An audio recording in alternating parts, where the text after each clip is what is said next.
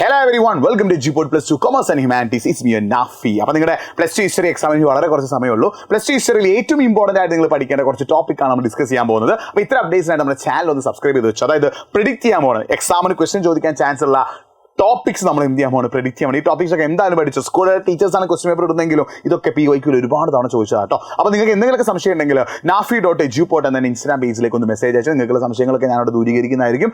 nafi.edupod ഓർത്ത് വെച്ചിട്ടോ. First chapter നിങ്ങൾ മെയിൻ ആയിട്ട് പഠിച്ചു വെക്കേണ്ട ഒന്ന് main features of town planning in Harappa. ഹാരപ്പയുടെ മോഹൻജദാരോയുടെയും ഹാരപ്പയുടെയും ടൗൺ പ്ലാനിങ്, അവിടുത്തെ എസ്പെഷ്യലി മോഹൻജദാരോയുടെ ഫീച്ചേഴ്സ് കേട്ടോ എക്സാമിന് ചോദിക്കാറുണ്ട്. മോഹൻജദാരോയുടെ ഫീച്ചേഴ്സ് എന്ത് ചെയ്തു പഠിച്ചു വെച്ചോ. പിന്നെ മോഹൻജദാരോയിലെ ഡൊമസ്റ്റിക് ആർക്കിടെക്ചർ, അവിടുത്തെ ആഭ്യന്തര വാസ്തുവിദ്യ, ഹാരപ്പൻ സ്ക്രിപ്റ്റ്, ഹാരപ്പൻ ലിപിയെ കുറിച്ച് ചോദിക്കാറുണ്ട്. അതേപോലെ തന്നെ ഒന്നും കൂടി നിങ്ങൾ ഓർത്ത് വെക്കണം, ഹാൻഡിക്രാഫ്റ്റ്, കരകൗശല വസ്തുക്കൾ അല്ലെ, ഹാരപ്പൻ സിവിലൈസേഷൻ ഉണ്ടായിട്ടുള്ള ഹാൻഡിക്രാഫ്റ്റ് അല്ലെങ്കിൽ കരകൗശല വസ്തുക്കളുമായിട്ട് ബന്ധപ്പെട്ട് ചോദിക്കാറുണ്ട്. പിന്നെ disappearance of Harappan culture, Harappan സംസ്കാര തിരോധാനം, അത് അവസാനിക്കാനുണ്ടായിട്ടുള്ള കാരണങ്ങൾ പഠിച്ചു വെച്ച് എക്സാമിന് ചോദിക്കും. പിന്നെ രണ്ടാമത്തെ ചാപ്റ്റർ നിങ്ങൾ ഓർത്ത് വെക്കേണ്ട ഒന്ന് why Magadha become the most powerful among 16 mahajanapadas. എന്തുകൊണ്ടാണ് മഗധ ഏറ്റവും ശക്തമായിട്ടുള്ള മഹാജനപദമായിട്ട് മാറിയത് എക്സാമിന് എന്ത് ചെയ്യാറുണ്ട്, ചോദിക്കാറുണ്ട്. പിന്നെ അലഹാബാദ് പ്രശസ്തിയുമായിട്ട് ബന്ധപ്പെട്ടുള്ള കാര്യങ്ങൾ എക്സാമിന് ചോദിക്കും. മൗര്യ ഡൈനാസ്റ്റി, മൗര്യ സാമ്രാജ്യവുമായിട്ട് ബന്ധപ്പെട്ട് എക്സാമിന് ക്വസ്റ്റ്യൻ ചോദിക്കും. അശോകനുമായിട്ട് ബന്ധപ്പെട്ടിട്ടും എന്ത് ചെയ്യാറുണ്ട് എക്സാമിന് ക്വസ്റ്റ്യൻ ചോദിക്കാറുണ്ട്. അതിൽ എസ്സേ ചോദിക്കാൻ ചാൻസ് ഉള്ള ഒന്നാണ് എന്ത്, മൗര്യ ഡൈനാസ്റ്റിയുടെ അവരുടെ ആർമിയെ കുറിച്ച് ചോദിക്കും. അവരുടെ ജുഡീഷ്യൽ സിസ്റ്റം, ആ കാര്യങ്ങളൊക്കെ എന്ത് ചെയ്തോ പഠിച്ചു വെച്ചോ. മൂന്നാമത്തെ ചാപ്റ്ററിലേക്ക് നമ്മൾ വരികയാണെങ്കിൽ ഒന്ന് ക്രിട്ടിക്കൽ എഡിഷൻ മഹാഭാരതത്തെ ക്രിട്ടിക്കൽ എഡിഷൻ ചോദിക്കും. റൂൾസ് ഓഫ് മാരേജ്, വിവാഹ നിയമങ്ങൾ, സ്ത്രീകളുടെ ഗോത്രവുമായിട്ട് ബന്ധപ്പെട്ട കാര്യങ്ങൾ, അതേപോലെ ശതവാന രാജാക്കന്മാരുടെ പേര്, വർണ്ണ സിസ്റ്റം. അതുപോലെ Mahabharata is called as a dynamic text, ഒരു ഊർജ്ജസ്വല ഗ്രന്ഥം എന്ന് വിളിക്കാൻ കാരണം എന്താണ്, ചണ്ടാളാസുമായിട്ട് ബന്ധപ്പെട്ട കാര്യങ്ങളും എക്സാമിന് ചോദിക്കാറുണ്ട്.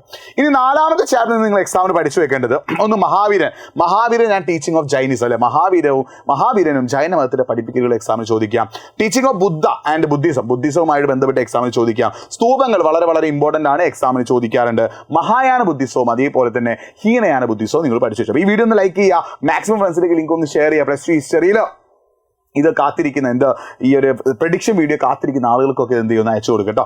അടുത്തത് 5th ചാപ്റ്റർ ആണ്. ഇതിൽ ഇമ്പോർട്ടൻ്റ് ആയിട്ട് പഠിച്ചു വെക്കുകയാണ് നിങ്ങൾ ശ്രദ്ധിക്കുക. ഒന്ന് അൽബിറൂനി, കഴിഞ്ഞ തവണത്തെ നിങ്ങളുടെ പബ്ലിക് എക്സാമിന് 8 മാർക്കിന് എസ്സേ ചോദിച്ച ക്വസ്റ്റൻ അൽബിറൂനി കിതാബിൽ ഹിന്ദുമായിട്ട് ബന്ധപ്പെട്ട ക്വസ്റ്റൻ മിക്കവാറും എക്സാമിന് ചോദിക്കും.